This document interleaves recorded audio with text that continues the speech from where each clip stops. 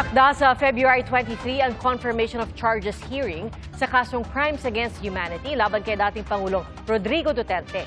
Idineklara ng pretrial chamber ng ICC na fit o kaya ng dating Pangulo na humarap sa paglilitis. Saksi si Salima Refran. Fit o nasa maayos na kalagayan para makibahagi sa pre-trial proceedings at maging sa confirmation of charges hearing si dating Pangulong Rodrigo Duterte. Yan ang desisyon ng International Criminal Court Pre-Trial Chamber 1 matapos matanggap at mabusisi ang report ng tinalaga nitong panel of independent medical experts na sumuri kay Duterte.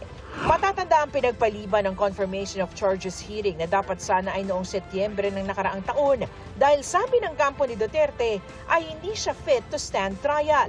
Git noon ng depensa, lumala ang medical situation ni Duterte at nahihirapan ng maunawaan ng ebidensya laban sa kanya, maging intindihin ang mga direktiba ng kanyang mga abogado. Sa 25 pahinang desisyon ng Pre-Trial Chamber 1, nakitang epektibong naipapatupad ni Duterte ang kanyang mga procedural rights at makakabahagi si Duterte sa pre-trial proceedings. Itinakda ang confirmation of charges hearing ni Duterte sa February 23. Hindi pa malinaw kung personal nakaharap sa pagdinig si Duterte. Maglalabas naman ang Pre-Trial Chamber 1 ng schedule at direktiba para sa pagdinig, kabilang na ang mga hakbang para matiyak ang sitwasyong medikal ni Duterte. Pinaharap si Duterte sa kasong Crimes Against Humanity, kaugnay ng kanyang madugong kampanya kontra droga. Para sa GMA Integrated News, Salima Refran ang inyong saksi.